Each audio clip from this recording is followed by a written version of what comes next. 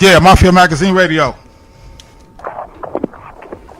Yeah, this Lil Jamez. All right, Lil Jamez, what's good, baby? How you? I'm blessed. How you doing? I'm all right, baby. Hold on, let me set you up real quick, all right? Yeah. For all my listeners out there, man, I got the opportunity to sit down, man, with one of the hottest rappers coming up in the game today, man. This cat goes by the name of Lil Jamez, and we're going to sit down with Lil Jamez for a little while, man. He's going to let us know what it takes for him to put his music in. So, Jamez, baby, how the industry treating you these days, son?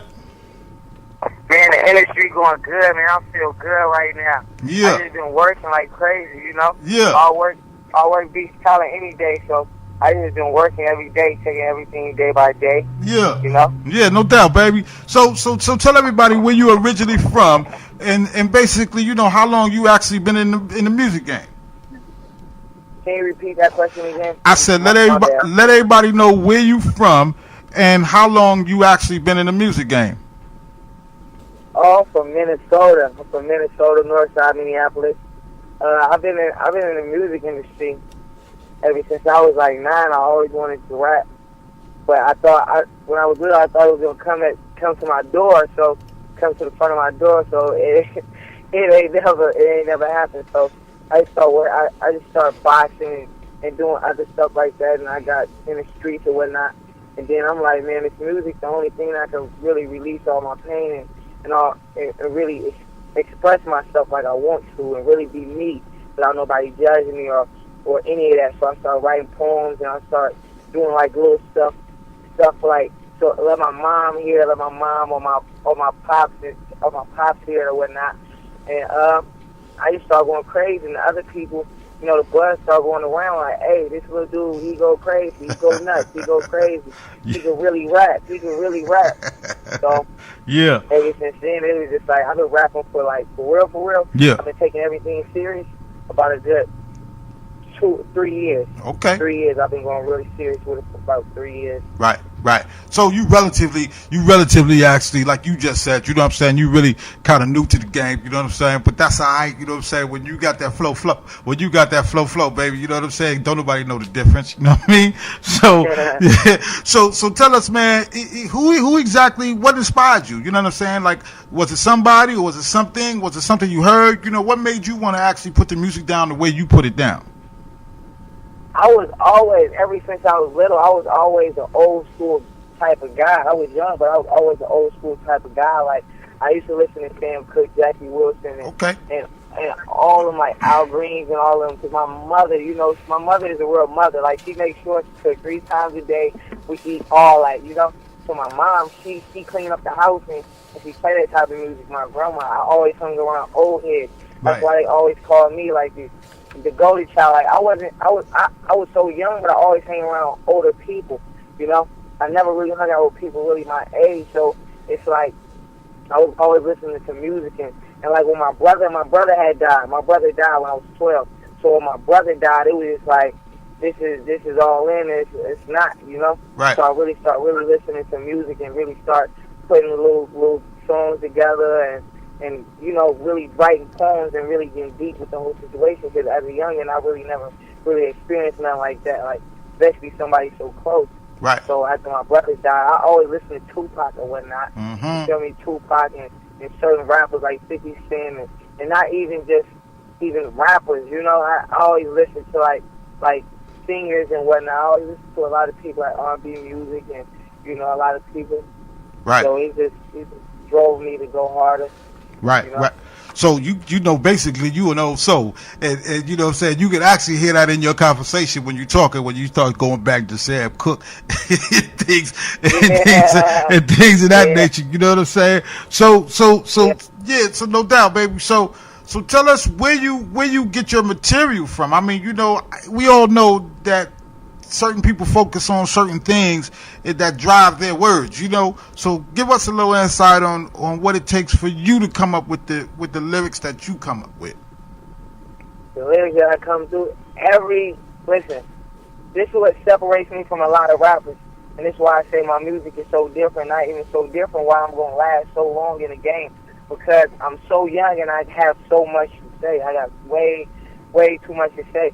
It's like, everything that going on in my life, I'm putting all into my music. Everything, I put everything into my music, good or bad. I'm putting everything in my music, and it's like it's all original. Ain't nobody ever wrote nothing for me. Ain't nobody never did nothing for me. Everything I do is all me. Right. All me. Mm-hmm. Everything is all me. I just been working, and it's like I don't know. It's just that's something from God, I guess. Right. You know, God gave me a gift, gave me a talent to come up with certain things. Cause I don't write music. You feel me? Some of my brothers and they be like, "How you do it? You come in the studio, you listen to 4 beats, and you listen to it for like 2 minutes, and you tell me exactly how you gonna do it and whatnot, and you do it just like that. You right. listen to the beats and move on, and you do it just like that. And not even an hour, 2 hours, you come up with a hit. Right. You feel me? An anthem. And like not even 2 hours. It right. be crazy because I don't write music. I think writing for me takes away some of my talent. Right. And it's like, so I stopped writing. I just spit within. I'm not trying to be like nobody else. I'm not trying to do none of that. I've been not writing. Right. You know? Right. I've been stopped writing a long time ago. Yeah. Ever since I was young, I've been stopped writing. And you definitely, like, I just been going crazy. Yeah, you definitely can hear that you gifted. You know what I mean? So now I got a question for you. You know what I mean? How was it like? How did that all come about when you met Zab, and Zab dug what you was doing? And then I'm not gonna tell a story. I want you to tell a story. What happened after you met Zab, and how did you cats go forward? Oh, you want me to tell him how when I first met him? Yeah. Afterwards. Yeah, when you first met Zab and he dug what you was doing, you know what I'm saying? Tell us what it was like, man. How that process came about, and how y'all went forward after that. Well, I'm gonna tell you, I was really in the streets at first before I really met him. I was really in the streets. I really didn't care about nothing too much. But then my cousin Stoney had just got killed. You know? Right. So it's like I give it about a good 2 weeks, 2 weeks. And I really sat in the room, and I'm like, man, I really got to get my situation together. You feel me? Like, if I'm going to do music, I got to do it because the streets ain't going, the streets ain't for me no more. Like, you feel me? Like, I'm a street dude. Right. It's like, nah, I want something different. You feel me? I want to experience something different. It's like, it was too crazy. So I stayed in the room for like a week. This how God works. I stayed in the room for like a week. I came up with bars, hundreds and hundreds of bars. I'm talking about straight bars of just real stuff. You feel me? Just of my life. Real stuff about me being in the kitchen and all type of stuff that rappers be really bluffing about. You feel me? So I'm really rapping about all that. And it's like I put out a song. That's when Meek Mill just had that song. Y'all don't want to hear me though. Fabulous, it was really fabulous. But Meek came out with a verse to it. I did a verse. I put it on Facebook. My whole city going crazy. Oh, little bro, gas, he going crazy.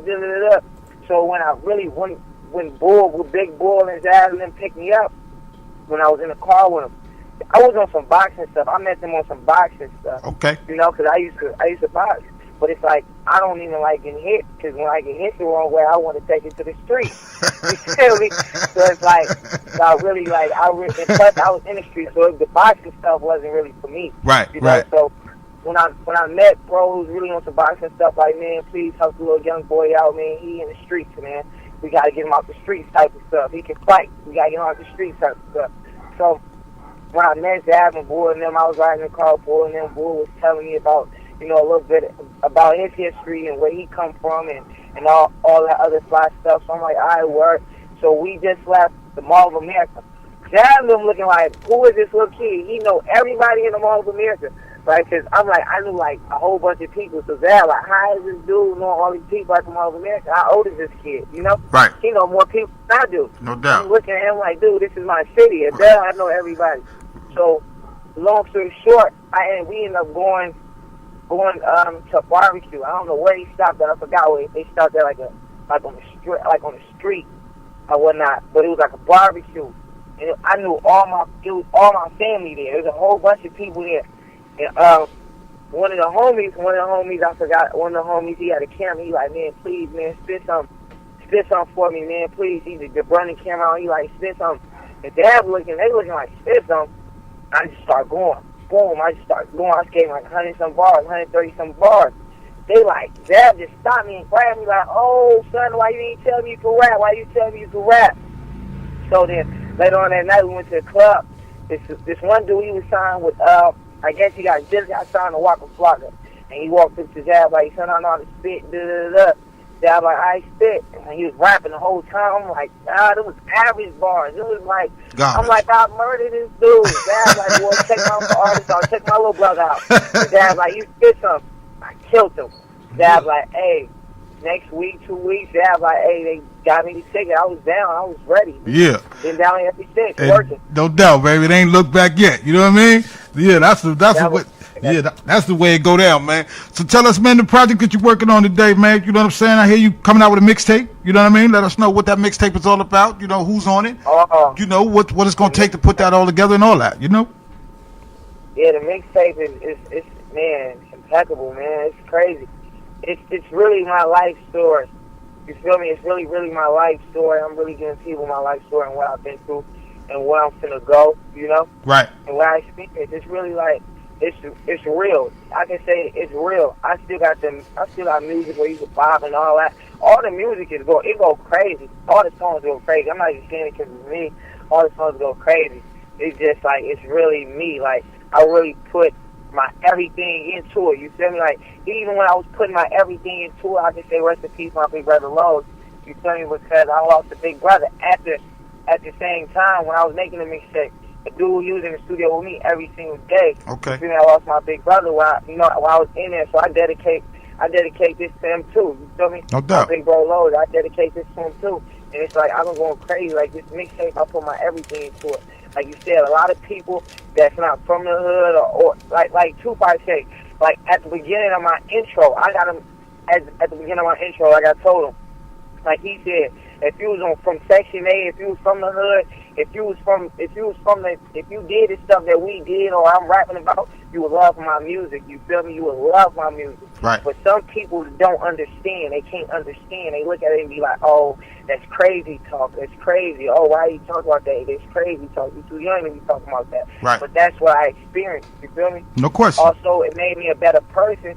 You feel me? But it made me a better person. But also, that's what I experienced. If I share my success and not my struggle, I'm going to be a fool. So at the end of the day, I'm going to share my struggle before I share my success, because I'm going to let y'all know how did I get this rolling, or how did I get this AP, or how did I get these beautiful things. I had to grind for it. I worked hard for it. You feel me? This didn't happen overnight. Right. You feel me? You got to work. If you want anything in life, you got to work for it. Anything that get handed out to you, it's not going to last long. That's what I'm trying to show these people and tell a lot of young folks too. Yeah, no doubt. You know? Yeah, no question, baby. So here's I got a question for you. At the end of the day, once you do all the things that you've done, once you put your music down, you did your videos and all that, when it's all said and done, what you want to be said about the way Lil Jamez did his thing? Man, that right there, he is. Well, I asked my mom about that the other day. About that, because she keep hollering about she old. I asked her, like, what do you want your legacy to be when you gone? Right. Because we not going to live forever. That's something we not going to be able to do. No doubt. So I just want to be, a person that changed the music game, and not even the music game, that impacted a lot of people's lives. You feel me? No doubt. It helped a lot of people out. Yeah. I'm just a working cat, just known to be a hard working cat and a cool, calm, collect dude, man, that like to laugh and enjoy life. You feel me? I don't walk around with no regret. No doubt. It ain't nothing wrong with that, yo. For all my listeners out there, y'all get the opportunity to hear it first, right here on Mafia Magazine Radio, man. We sitting and kicking it with Lil Jamez. Listen, y'all stay locked in, because we gonna bang some of this music that Lil Jamez done put down. He got a track out there called Poppin'. I don't know, what is it, Poppin' or is it Poppin' 2? I mean, what is it, James? Popping champagne on them. Yeah, no doubt, baby. That's what it's popping champagne. Yeah, that's Big Bro Boy joint right there. He love that joint, man. Popping champagne on him. No doubt. doubt. I love that, man. He love that song too. Yeah. Popping champagne on him. No doubt, baby. So we got that. Hey, Lil Jamez, baby. I appreciate you coming out, man. You spending your time with us, man. We looking for you doing some big things in the future, man. And we here to support you in anything that you do. You know what I'm saying? So whatever it is, make sure you shoot it over here to Mafia, baby, and we'll push it just like you want us to push it. You heard? Pleasure. No doubt, baby. Thanks. Hey, but we ain't done, baby. Before you go, I want to give you another opportunity to plug and shout out everything and everybody that's helped you get to the point to where you are today. And I want to shout out to, first and foremost, I want to shout out to God. No doubt. Because I wouldn't be in my situation and still breathing if it wasn't for Him. But then I want to give a shout out to my mother, my beautiful mother, and my father. You feel me? My father, he gave it to me in war. That's why I'm the way I am right now. Mm-hmm. My mother, she got my back through thick and thin. My big bro, Zach, he loved me. He just taking, they believe in me. Bull and Zach, they believe in me. I got a lot of people with a whole load. Shout out to the whole load, man. They just let my brother Didi out. My big brother Didi and Cam. You feel me? Rest in peace, Chuck Tree. The whole squad, man. In Tangle, man. We outside. No doubt, you know? man. Yeah, no question. 5 more months, my brother CQ back home. and the rest of them. So, you know, that's the real old dog. We call him the old dog for real. Tay, that's my right hand, man. He coming back out here soon. He's going to graduate, too. Yeah. He's going to graduate with a 3.8. He's a smart young dude. He in the street, but he's a smart dude. I'm going to get him together. He's going to be out here for the summer. No question. And my bro, Yano Telavachi. Mm-hmm. That's my man right there, man. That's my man. And the rest of the whole squad, man. Joe, you know, Big Bro Hayes, S, a lot of people. Everybody that believe in Lil Jamez, I want to give a big shout out to, man. I love all y'all. No doubt, baby. Hey, and we going to put you, like I said, yeah, Mafia on your team, baby. So, yeah, so we definitely on your team, baby. So keep doing what you're doing. You heard? Yes, sir. No doubt, baby. Hey, Lil Jamez, let me just say this to you, man. May you always be blessed in the things that you do, man. And may you always prosper in everything that you do. You heard? Thank you. No doubt, baby. Peace. Mafia Magazine, baby. Let's get it. No doubt, baby. Peace.